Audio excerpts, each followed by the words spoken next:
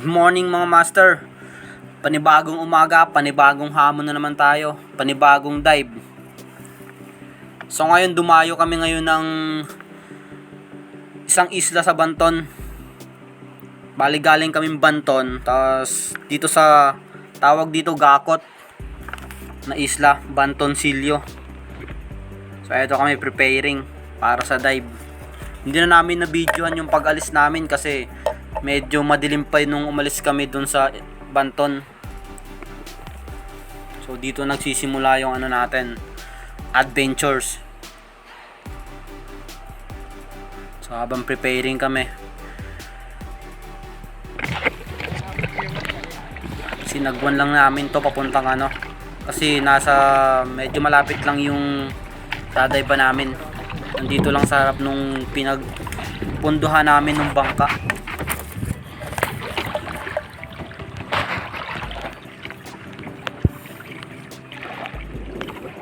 So kasama natin ngayon si Master Joshua at si Master Yoyoy.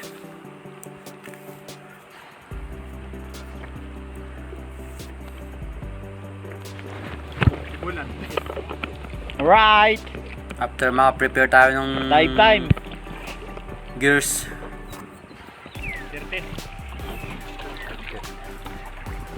Tayo bagad. After lang hours, mga isang oras na siguro kaming nag-dive dun sa spot, medyo walang nagpakita sa amin. Kaya eto ang unang isda natin.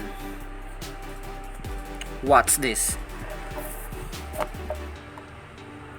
So kami dito mamaya, palitan lang kami ng spear gun ni Master Yoyoy kasi dalawa lang yung pana namin dala. So palitan lang kami ng bangka mamaya. Pag gusto niyang mag-dive, siya naman, ako na naman ang hawak ng bangka.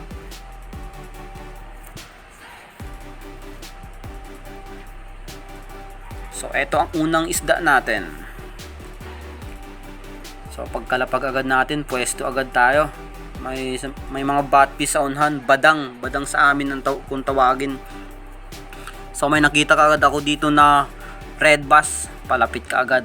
So tirahin na natin to, baka tirahin pa ng iba. Sana all. So ayun, na stone shot natin siya. Hindi na nakapalag ng maayos. So a good sign.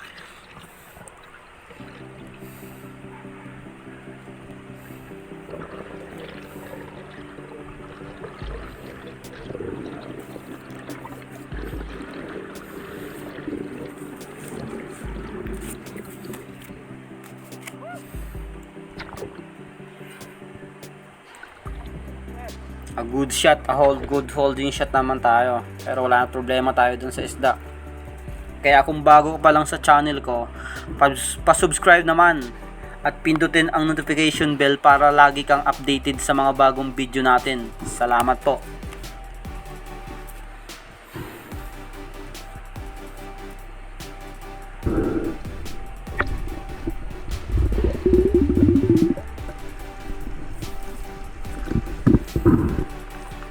A good size of red bass.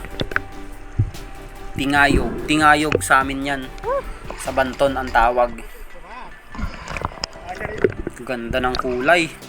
Ang pula, first class.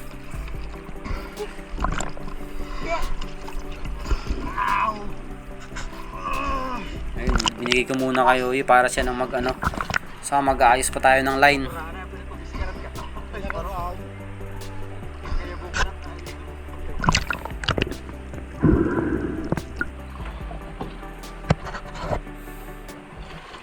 At yun na nga, napansin ko na lumuwag yung ng reel ko, yung hawakan, kaya inayos ko muna. Nagtaas muna ako sa bangka.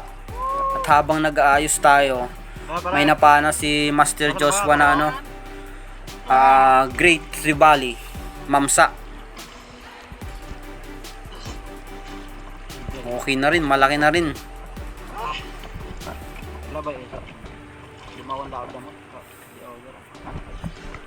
Good size, pangalawang isda natin sa araw na ito.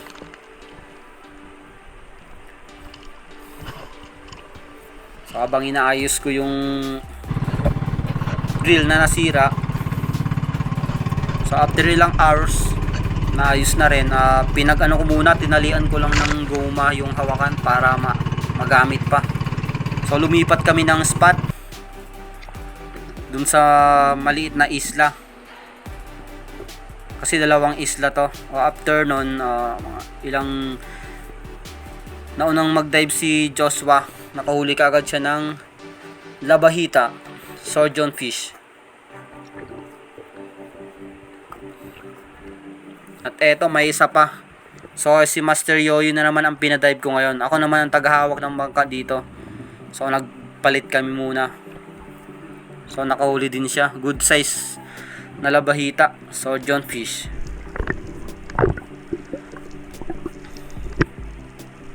At eto pa, nakahuli na naman si Joshua ng slender unicorn. Medyo malaki-laki itong slender na to.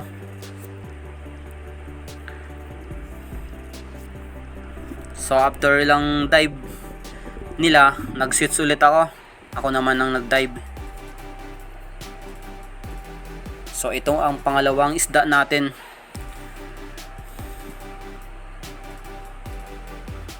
Para sa araw na ito.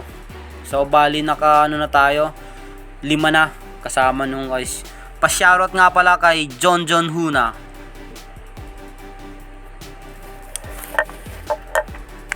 Kay Rest Tipabol, Pabol Family from Nasunugan. Maraming salamat po.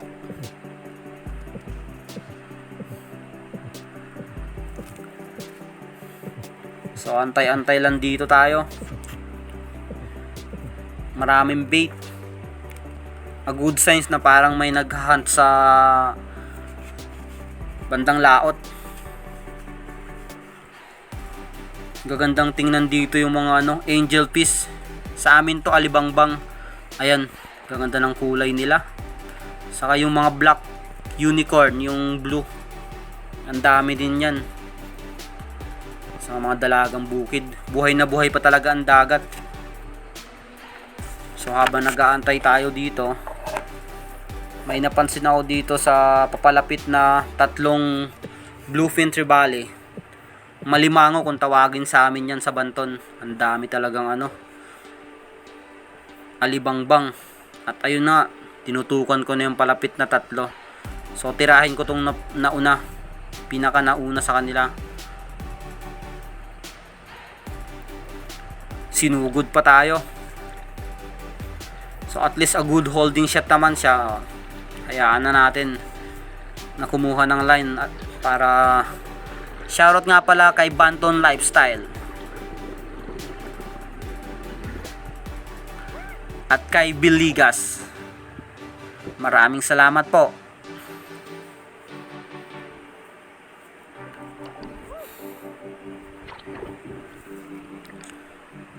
So pangalawang isda natin to. Una yung red bass, tingayog, saka itong bluefin trevally.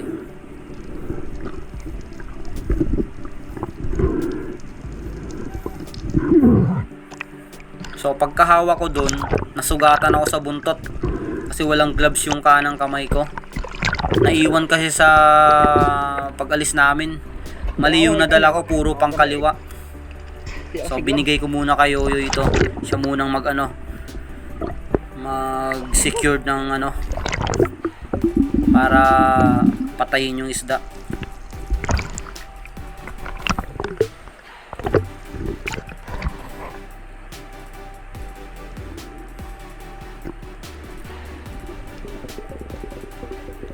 So after makapahinga tayo, dive ulit.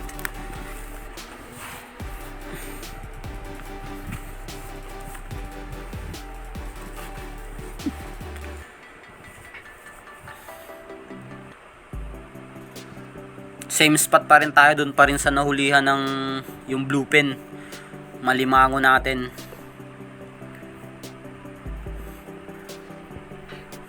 So dahan-dahan lang pa ba.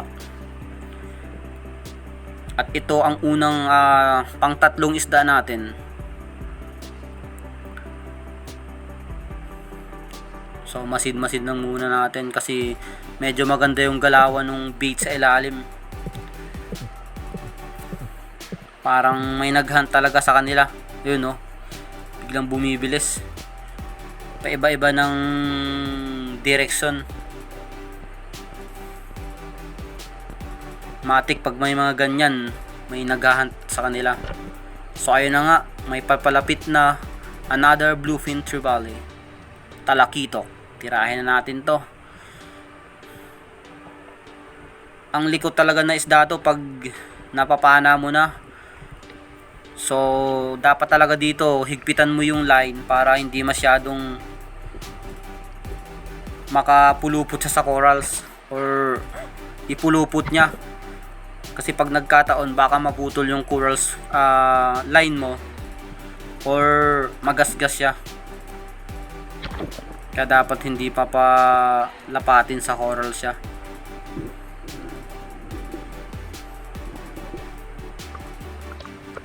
So secured naman yung tama natin. Holding shot naman siya. So ayun. Binigay hinatak na natin. So binigay ko ulit sa kasama natin para siya nang maglagay sa bangka kasi mag-aayos pa tayo ng line para mabilisan ba yung natin.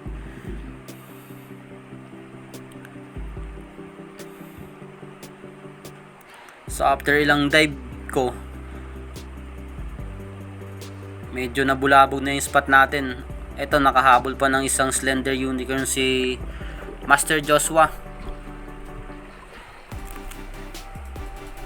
A good size na rin to. Pwede na. So pagkalipas ng ilang dive namin, nagpasya na kaming magpahinga muna or kumain. Kasi tanghali na rin to.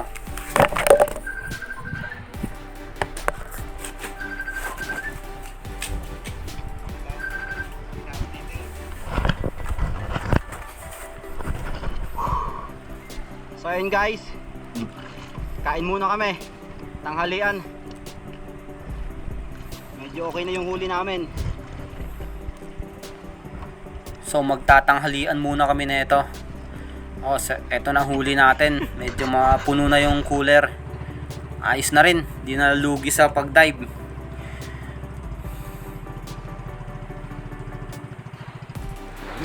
So punta muna kaming Pangpang para dun kumain. Alright. Tapos makapahinga Kain muna kami. ng maayos. Sardinas. Sardinas ang ulam. Ulam ng espero. Paparehang pa niya. Yung spot namin.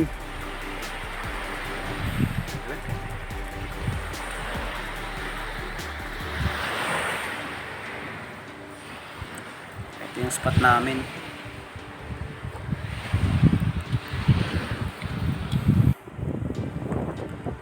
Ulam sardinas.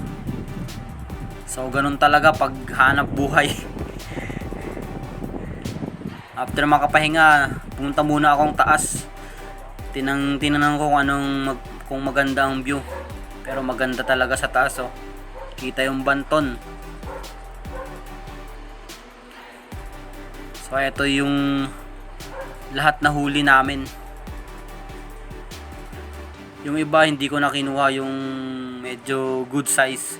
Iniwan na namin sa cooler. Ito, picture lang muna.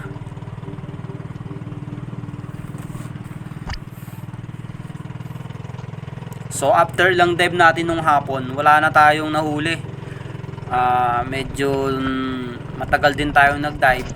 So nagpasya akong umuwi na kami. Pero si Joshua, nakahuli siya ng isang Big Eye Trevally. Kasi lumalakas na yung alon, saka paggabi na, mahirap magbiyahe. Medyo 1 oras din yung biyahe namin papuntang Banton.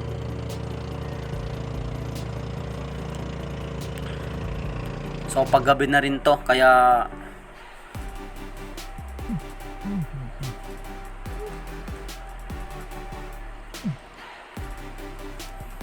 so after nating mag-isla, nung pagka umaga nag-dive ulit ako. Solo dive na naman tayo. Quick dive lang tayo dito kasi susubukan lang natin yung reel, yung nasira nung dumayo tayo, kung okay pa, kung gagana pa, kung madali pa siyang i-maniobra, yung kung ayos ng line tayo. So load muna tayo ng spear gun.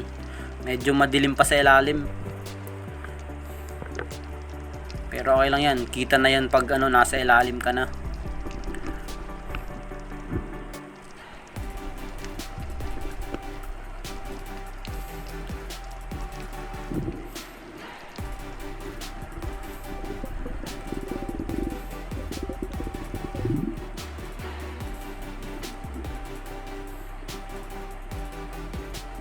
So pagkadating natin kaagad sa spot, nakailang dive na rin tayo.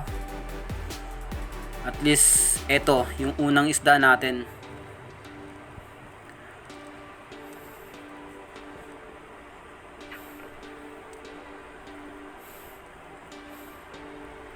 Medyo okay yung agos, katamtaman lang, medium, kumbaga kayang labanan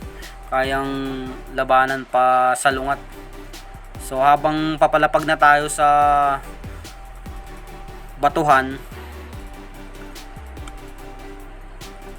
may napansin kaagad ako sa kanan ko na king mackerel, tangige. So dinapaan ko muna, kaso palayo na siya, nakatalikod na. So kaya linapitan ko, ako nang nag-adjust para, so ginamitan natin to ng squid sign, hand sign, para at least napansin naman tayo, lumiko. At ayan,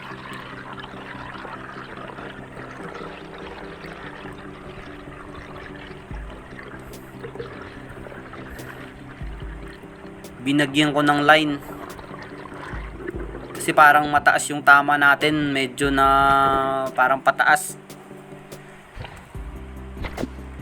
So pag ganito, binibigyan ko ng line para hindi mapunit or makawala man yung isda, para hindi mas lumaki yung sugat niya,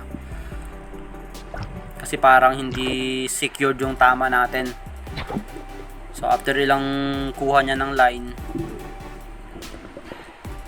so hinila ko na agad kasi siguro napagod na rin.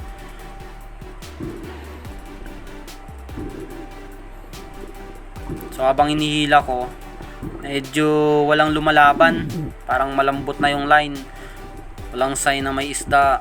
So at least mga ilang ko rin hila, ayun, nandun pa pala, yun pala nasa taas, pumataas yung isda. So after ilang minuto nating paghilahan, ayun, malapit na rin makuha natin.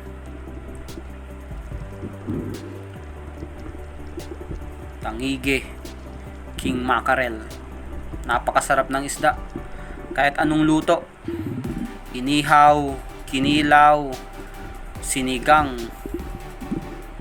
kahit napakasarap ito. First class, walang kalansa-lansa na isda. So medyo nga mataas yung tama natin, so iniingatan ko, baka mapunit, makawala pa, sayang. At ayun, medyo lumaban pa ng konti, pero nahawakan ko agad. Secured a good size of king mackerel.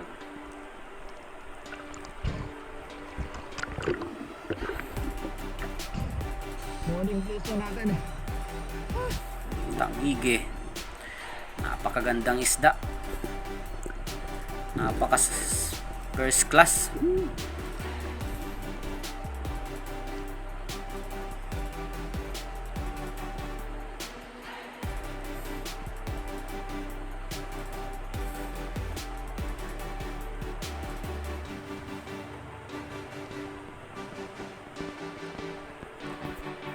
So dito, linagay ko muna siya na